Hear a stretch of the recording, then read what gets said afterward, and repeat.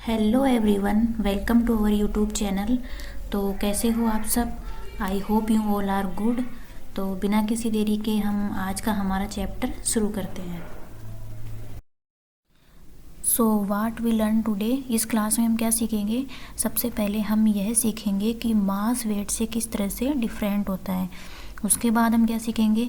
Explain gravitational force. हम gravitational force और gravity के बारे में समझेंगे। थर्ड हम क्या करेंगे? हम calculate the weight of an orange different planets in our solar system. हम ऑब्जेक्ट्स का वेट निकालना सीखेंगे डिफरेंट प्लैनेट्स पर। तो सबसे पहले हम ये सीखते हैं कि किसी ऑब्जेक्ट का मास होता क्या है। तो यहाँ पर हमसे क्या पूछ रहा है कि मून के मास और अर्थ के मास का रेशियो बताना है हमें। Earth is about 81 times more massive than the moon, यानी अर्थ का जो मास है वह मून की कंपेयर में 81 टाइम्स अधिक होता है। तो इनके मास का रेशियो क्या होगा? 1:81। तो देखो, व्हाट इज़ मास? मास होता क्या है? Mass is a measure of the amount of matter inside an object, यानी किसी भी ऑब्जेक्ट में जो अमाउंट ऑफ मैटर है उसे हम क्या कहते हैं? मास कहते हैं। It is usually measured in kilogram. यह आमतौर पर किलोग्राम में हम इसको मेज़र करते हैं। और किलोग्राम को हम कैसे दर्शाते हैं? केजी से। फॉर एग्ज़ाम्पल देखो, an elephant has a greater amount of matter than a mouse, यानी एक एलिफेंट का मास माउस की तुलना में ज़्यादा हुआ। जैसे पहले हमने क्या देखा था कि अर्थ मून की तुलना में ज़्यादा मैसिव है, यानी अर्थ का मास मून की तुलना में ज़्यादा है। तो देखो, हमारे पास एक एग्जांपल और है। Earth's mass is about 10 times greater than a mass of Mars, यानी अर्थ का मास 10 गुना ज़्यादा है मार्स के मास से। और यहाँ पर हमें मास भी दे रखा है। देखो, अर्थ का मास कितना दे रखा है? 5.97 मल्टीप्लाई 10⁻24 kg। और मार्स का मास कितना है? 0.64 मल्टीप्लाई 10⁻24 kg। अब देखो, यहाँ पर हमें माउस का मास भी दे रखा है। दोनों प्लेनेट पर जो माउस का मास है वो सेम है। इसका मतलब क्या हुआ कि मास एक इनवेरिएंट क्वांटिटी है, यानी एक प्लेनेट से दूसरे प्लेनेट, चाहे आप यूनिवर्स में कहीं भी चले जाओ, किसी ऑब्जेक्ट का मास हमेशा इनवेरिएंट रहेगा। तो देखो, अब तक हमने क्या सीखा? Mass is simply an amount of matter inside an object and it is invariant. But what about weight? Weight के बारे में हम क्या कह सकते हैं? तो देखो, वेट होता क्या है? Weight is the force acting on an object due to gravity, और इसको हम न्यूटन में मेज़र करते हैं। किसी भी ऑब्जेक्ट के वेट को हम कैसे कैलकुलेट कर सकते हैं? इसके लिए क्या फॉर्मूला होगा वो हम आगे देखते हैं। तो देखो, वेट का फॉर्मूला क्या होता है? Weight is equals to mass multiply gravitational field strength. तो इस फॉर्मूले को काम में लेकर हम किसी भी ऑब्जेक्ट के वेट को कैलकुलेट कर सकते हैं। इस फॉर्मूले में क्या है? जो ऑब्जेक्ट का मास है वो तो इनवेरिएंट रहता है, तो क्या उसका वेट भी इनवेरिएंट रहेगा? तो इसका आंसर क्या आएगा? नहीं, क्योंकि ऑब्जेक्ट का जो वेट है वो चेंज होता रहता है, और यह इस बात पर डिपेंड करता है कि हम उसे कहाँ मेज़र करते हैं। For example, let a object has mass small m। अगर हम इसका वेट अर्थ पर कैलकुलेट करेंगे तो इसकी वैल्यू कुछ अलग आएगी, और अगर हम इसी का वेट मार्स पर कैलकुलेट करें तो इसकी वैल्यू अलग आएगी। लेकिन ऑब्जेक्ट का जो मास है वह अर्थ और मार्स दोनों पर ही सेम रहेगा। तो ऐसा क्यों होता है? क्योंकि जो अर्थ है वो ऑब्जेक्ट को ज़्यादा ग्रेविटेशनल फोर्स से अपनी तरफ अट्रैक्ट करती है मार्स की तुलना में। Earth exert a greater gravitational force on the object than Mars, इसीलिए ऑब्जेक्ट का जो वेट है वह अर्थ पर ज़्यादा होगा और मार्स पर कम होगा। तो इससे क्या प्रूफ हुआ कि wait of an object can change, और यह किस पर डिपेंड करता है? हाउ मच ग्रेविटी या gravitational force is acting upon an object. तो ये तो हमने समझ लिया कि वेट जो है वो ग्रेविटेशनल फोर्स या ग्रेविटी पर डिपेंड करता है। अब किसी भी प्लेनेट की जो ग्रेविटेशनल फील्ड स्ट्रेंथ या जो ग्रेविटी है वो कैसे डिपेंड करेगी? वो उस प्लेनेट के मास पर डिपेंड करती है। जिस प्लेनेट का मास जितना ज़्यादा होगा उसकी ग्रेविटेशनल फील्ड स्ट्रेंथ या ग्रेविटी उतनी ही ज़्यादा होगी। जैसे फॉर एग्ज़ाम्पल हम अर्थ और मार्स का ही एग्ज़ाम्पल ले लेते हैं। तो अर्थ की ग्रेविटी हमेशा ग्रेटर देन रहेगी ग्रेविटी ऑफ मार्स। तो यहाँ पर हमसे एक क्वेश्चन पूछ रहा है, देखो एन एस्ट्रोनॉट है जे mass 80 kg on earth, how does their weight change on moon. तो हमें 3 ऑप्शन दे रखे हैं, the astronaut's weight decrease on the moon, the astronaut's weight change on the moon, the astronaut's weight stay the same on the moon. तो weight same तो नहीं रहेगा, mass change हो जाएगा, नहीं मास तो इनवेरिएंट क्वांटिटी है तो मास चेंज नहीं होगा। इसमें आंसर क्या आएगा, option number A, the astronaut's weight decrease on the moon, क्योंकि मून का मास जो है वह अर्थ की तुलना में कम है, यानी मून का जो ग्रेविटेशनल फील्ड स्ट्रेंथ है वह अर्थ की तुलना में कम है, तो इसका वेट भी जो है एस्ट्रोनॉट का मून पर अर्थ की तुलना में कम रहेगा। तो अब हम एक नई टर्म को समझते हैं, वो है ग्रेविटी। तो ग्रेविटी बेसिकली होती क्या है, it is the force that causes a planet to pull nearby objects toward its centre, यानी कोई भी प्लेनेट किसी ऑब्जेक्ट को अपनी तरफ किस फोर्स से अट्रैक्ट करता है, इसी को हम क्या कहते हैं, ग्रेविटी। तो यहाँ पर हमें ग्रेविटी का एक फॉर्मूला देखो, ग्रेविटेशनल फोर्स का एक फॉर्मूला दे रखा है, F बराबर G multiply mass of planet multiply mass of moon upon में दोनों के बीच की डिस्टेंस का स्क्वायर। तो इससे क्या प्रूफ हुआ कि जो ग्रेविटेशनल फोर्स या ग्रेविटी है वो प्लेनेट के मास के डायरेक्टली प्रोपोर्शनल है, यानी कोई प्लेनेट जितना ज़्यादा मैसिव होगा या उसका मास जितना ज़्यादा होगा वह सेम ऑब्जेक्ट पर उतना ही ज़्यादा ग्रेविटेशनल फोर्स एक्सर्ट करेगा। जैसे मानो अर्थ है और मून है, तो अर्थ का मास मून की तुलना में ज़्यादा है, तो अर्थ जो है वो स्मॉल m मास के किसी ऑब्जेक्ट पर ज़्यादा फोर्स एक्सर्ट करेगी than moon. Now what is strength of gravity, या ग्रेविटेशनल फील्ड स्ट्रेंथ भी हम इसको कह सकते हैं।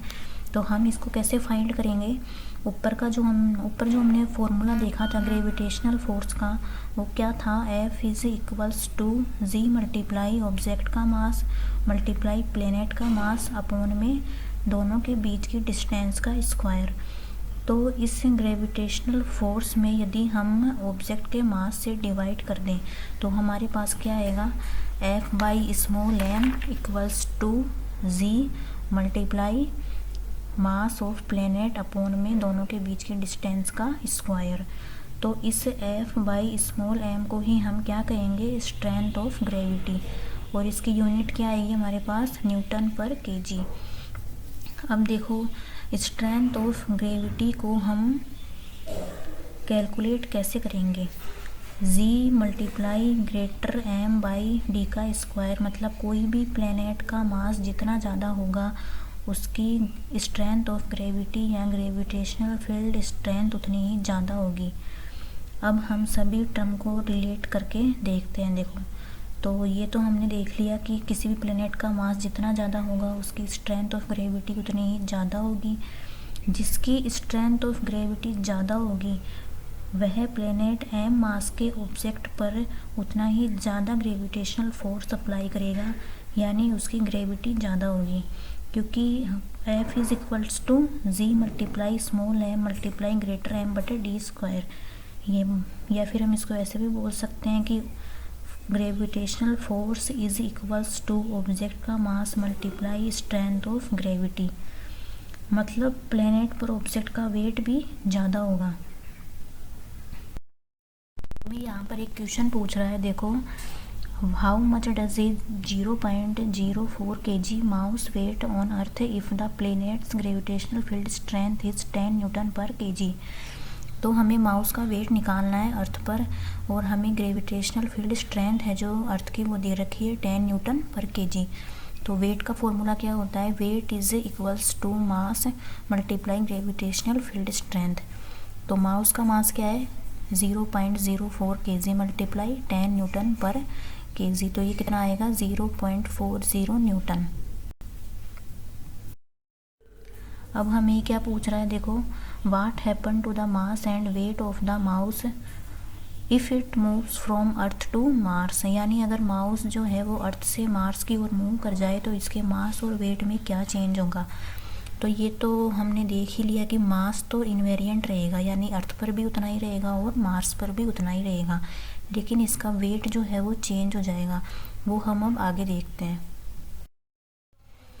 तो देखो माउस का मास क्या है 0.04 kg और यह अर्थ पर भी उतना ही है और मार्स पर भी उतना ही है। अब हम इसका वेट कैलकुलेट करते हैं। तो अर्थ पर माउस का वेट क्या होगा, equals to mass of mouse multiply gravitational field strength of earth. तो ये क्या आएगा 0.04 मल्टीप्लाई 10, तो इसका आंसर क्या आएगा 0.40 न्यूटन। अब देखो मार्स पर हम माउस का वेट कैलकुलेट करते हैं। तो weight of mouse is equals to mass of mouse multiply gravitational field strength of Mars. तो ये क्या आएगा देखो 0.04 kg multiply 4 newton per kg, तो इसका आंसर क्या होगा 0.16 न्यूटन। तो इससे हमें क्या देखने को मिला, देखो the weight of mouse less than wait of mouse on Mars but mass remains the same, मतलब मास अर्थ और मार्स दोनों पर ही सेम रहेगा, लेकिन जो माउस का वेट है वो मार्स पर हमें कम मिल रहा है और अर्थ पर हमें ज़्यादा मिल रहा है।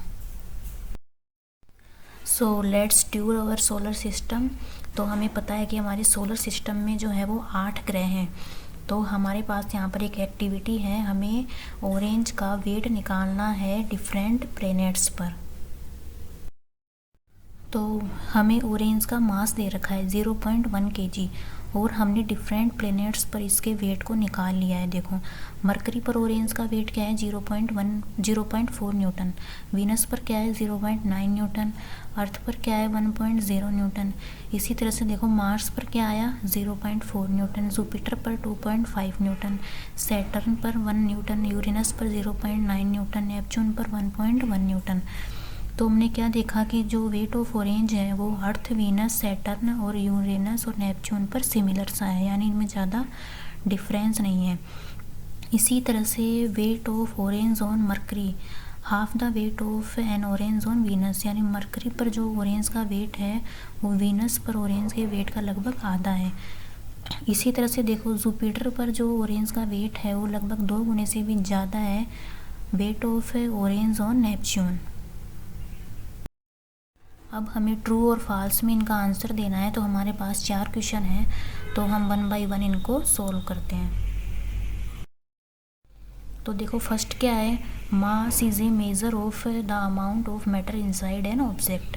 तो ये बात तो सही है कि जो मास है वो किसी भी ऑब्जेक्ट में अमाउंट ऑफ मैटर है, यानी उसमें पदार्थ की कितनी मात्रा है किसी भी ऑब्जेक्ट में, वो ही क्या है मास है। तो इसमें ट्रू आएगा।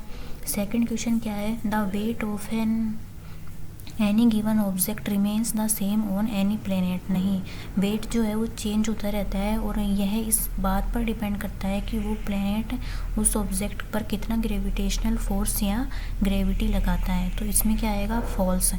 थर्ड क्या है, an object's mass and weight are always equal. नहीं, मास एक अलग टर्म है और वेट एक अलग कॉन्सेप्ट है। मास को ग्रेविटेशनल फील्ड स्ट्रेंथ से मल्टीप्लाई करने पर हमें वेट मिलता है किसी भी ऑब्जेक्ट का, तो इसमें भी फॉल्स आएगा। फोर्थ क्वेश्चन क्या है, gravity pushes objects with mass away from each other. नहीं, ग्रेविटी हमेशा अट्रैक्टिव होती है, यह किसी भी ऑब्जेक्ट को अपनी तरफ पुल करती है, कभी भी पुश नहीं करती। तो हमने एक एक करके सभी टर्म को समझ लिया है कि मास क्या होता है, वेट क्या होता है और ग्रेविटी क्या होती है।